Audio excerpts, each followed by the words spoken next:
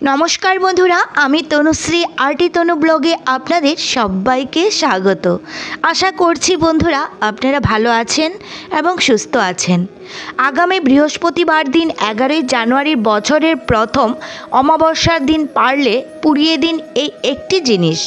আপনার জীবনের সমস্ত দুর্ভাগ্য, দারিদ্রতা, রোগ শোক পুড়ে শেষ হয়ে যাবে। মা কালীর আশীর্বাদে ঘরের সমস্ত বাস্তুদোষও দূর হবে। আজকের ভিডিওটিতে একটি খুবই গুরুত্বপূর্ণ বিষয় নিয়ে আলোচনা করব। সামনে আসতে চলেছে 2024-এর প্রথম অমাবস্যা। এটি পৌষ মাসের অমাবস্যা, এটিকে বকুল অমাবস্যাও বলা হয়ে থাকে। পৌষ মাসের প্রত্যেক শনিবার ও মঙ্গলবার এবং পৌষ মাসের অমাবস্যা তিথিতে মা কালীর বিশেষ পূজা অর্চনা হয়ে থাকে। অনেকের বাড়িতে মা কালীর বার্ষিকী পূজাটিও পৌষ মাসেই হয়ে থাকে। এই বছরের প্রথম অমাবস্যা তিথিটি অত্যন্ত গুরুত্বপূর্ণ।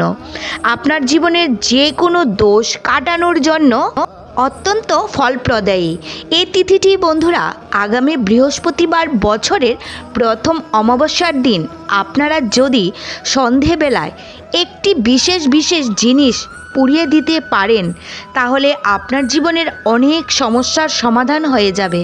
ঘরের সমস্ত বাস্তুদোষ তো দূর হবেই, তার সাথে সাথে আপনার উপর যদি কারুর কুনজর থাকে সেটিরও থেকে আপনি রক্ষা পাবেন।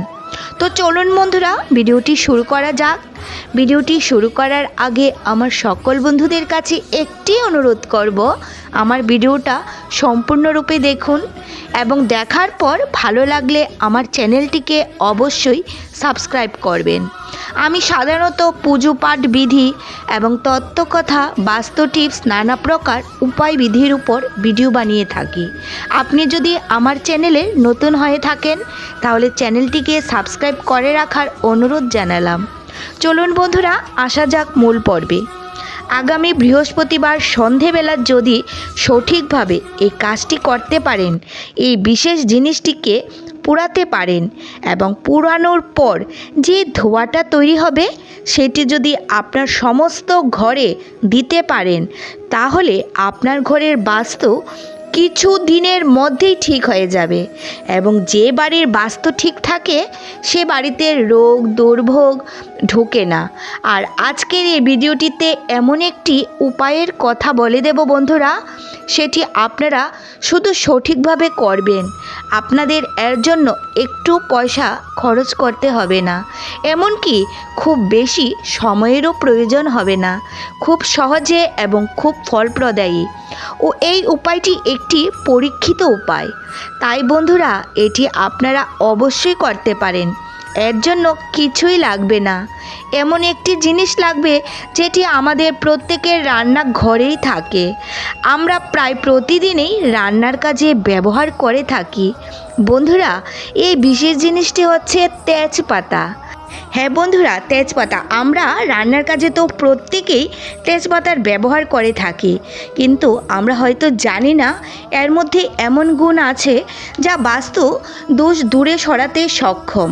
তেজপাতার মধ্যে এমন পজিটিভ এনার্জি আছে, সেটি পোড়ালে যে ধোঁয়াটি তৈরি হয় সে ধোঁয়া আপনার বাতাবরণকে শুদ্ধ করে, ঘর থেকে নেতিবাচকতা দূরে সরায়। আপনার চারপাশে যে নেগেটিভ এনার্জিগুলো আছে সেগুলো বাড়ি থেকে দূর করতে তেজপাতা খুবই কাজে লাগে। তবে বন্ধুরা এটি সঠিক নিয়মবিধি মেনে পুড়াতে হবে, নতুবা হিতে বিপরীত হবে। আমাদের এই অমাবস্যা তিথিতে পুড়াতে হবে 60টি নিখুঁত তেজপাতা।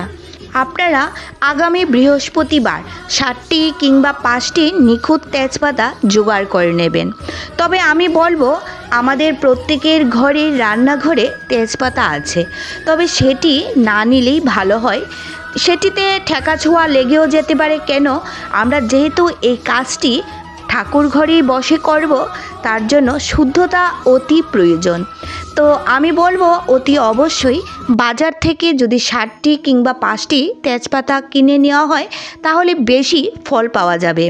60টি কিংবা 5টি তেজপাতা জোগাড় করার পর আপনারা সোজা নিয়ে যাবেন ঠাকুর ঘরে বৃহস্পতিবার দিন সকালবেলায় শুদ্ধ বস্ত্রে স্নান সেরে শুদ্ধ বস্ত্রে ঠাকুর ঘরে নিয়ে যাওয়ার পর আপনার ঠাকুর ঘরে যেই ঠাকুরকে আপনি মানেন বা আপনার ইষ্টদেবতা সেই ঠাকুরের চরণের সামনে একটি প্লেটের মধ্যে করে সেই তেজপাতাগুলি গঙ্গা জল দিয়ে ছিটিয়ে তারপর সেখানে রেখে দেবেন। আর সবথেকে ভালো হয় আপনার ঠাকুর ঘরে যদি কালীর ফটো কিংবা বিগ্রহ বা আলক্ষ্য থাকে সেই ফটোর সামনে আপনারা সেই তেজপাতাগুলি রেখে দিতে পারেন এবং আপনারা যেভাবে নিত্য পূজা করেন সেভাবে পুজো সেরে নেবেন মা কালীর। এবং সেদিন আপনারা একটি জবা ফুল মাকে পরাতে কিন্তু ভুলবেন না এবং একটি মায়ের চরণে জবা ফুল অর্পণ করতেও কিন্তু ভুলবেন না। মা কালী যদি সহায় থাকে তাহলে আপনার জীবনের কোনো আপদ বিপদ আপনাকে স্পর্শ করতে পারবে না এবং সমস্ত বাধা বিপত্তিগুলো দূর হবে। তাই বন্ধুরা অবশ্যই সেদিন কিন্তু ভুলবেন না মা কালীর পুজো দিতে। যদি আপনার বাড়িতে মা কালীর ফটো কিংবা বিগ্রহ না থাকে তাহলে আপনার নিকটবর্তী যে কোনো কালী মন্দিরে গিয়ে আপনারা মা কালীর পুজো কিন্তু অবশ্যই করবেন এবং সেদিন আপনারা ঘরে নিত্য পূজা যেভাবে আপনারা সারেন সেভাবে নিত্য পূজা করে নেবেন। কিন্তু তারপর তো আপনারা ঠাকুর ঘর কিছুক্ষণ সময়ের জন্য ছেড়ে দেন, কিন্তু সেখানেই মায়ের চরণের সামনে সেই তেজপাতাগুলি থাকবে। তারপর তো আমরা আবার সন্ধ্যার সময় অবশ্যই ঠাকুর ঘরে যাই সন্ধে দেওয়া কিংবা সন্ধে পুজো দেওয়ার সময়। তখন গিয়ে সেই ঠাকুরের চরণ থেকে সেই যে 60টি কিংবা 5টি তেজপাতার কথা বলেছিলাম চরণের সামনে থেকে নিয়ে আসব এবং সন্ধ্যের সময় তো অবশ্যই আমরা ধুনুচি প্রদীপ ধূপকাঠি জ্বালিয়ে থাকি। তখন সেই ধুনুচির মধ্যে সেই তেজপাতাগুলি জ্বালিয়ে দেব এবং তার সাথে একটুখানি কর্পূর দেব। কর্পূর এবং তেজপাতা জ্বালিয়ে খুব ভালোভাবে ধোঁয়া তৈরি করে ঠাকুরের কাছে সবার প্রথমে আমাদের ঠাকুরের সিংহাসনে যে দেবদেবী আছে সবাইকে খুব ভালোভাবে দেখিয়ে তারপর আমাদের সমস্ত ঘরে ঘুরিয়ে নেব। আমাদের যতটি ঘর আছে সব ঘরের মধ্যে আমরা সেই ধোঁয়া করে ভালোভাবে সমস্ত ঘরে দেখিয়ে নেব এবং দরজা জানালা খুব ভালোভাবে লাগিয়ে তারপর সেই ধোঁয়া করে ঘর একদম 10 মিনিটের জন্য দরজা জানালা বন্ধ থাকবে এবং 10 মিনিট পর আমরা দরজা জানালা খুলে দেব। সেই প্রথমেই কিন্তু খুলব আমরা সদর দরজা, আমাদের যেটা মুখ্য দরজা, প্রথমে মুখ্য দরজা খুলে দেব, তারপর সমস্ত জানালা খুলে দেব। তখন সেই জানালা এবং দরজা দিয়ে আমাদের ঘরে যা নেগেটিভ শক্তি এবং যা আমাদের ঘরের বাস্তু দোষ আছে সবগুলি জানালা এবং দরজা দিয়ে বেরিয়ে যাবে।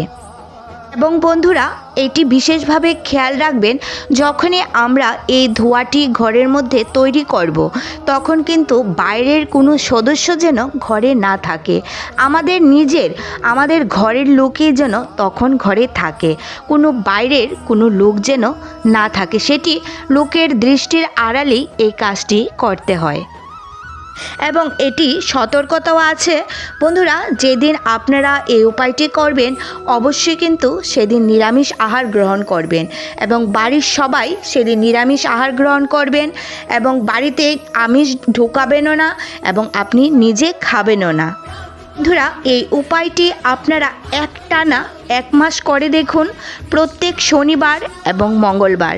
দেখবেন আপনারা 1 মাসের মধ্যেই ভালো রেজাল্ট পাচ্ছেন, আপনার জীবনের অনেক সমস্যার সমাধান হয়ে যাবে, ঘরের সমস্ত বাস্তুদোষ তো দূর হবেই, তার সাথে সাথে আপনার উপর যদি কারোর কুনজর থাকে সেটির থেকেও আপনি রক্ষা পাবেন।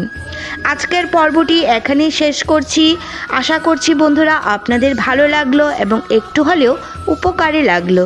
যদি ভিডিওটি ভালো লেগে থাকে তাহলে অবশ্যই আমার চ্যানেলটিকে সাবস্ক্রাইব করে আমার সাথে থাকবেন। দেখা হচ্ছে পরবর্তী আরেকটি নতুন ভিডিওর সাথে। সেই পর্যন্ত আপনারা ভালো থাকবেন এবং সুস্থ থাকবেন, পরিবারের খেয়াল রাখবেন।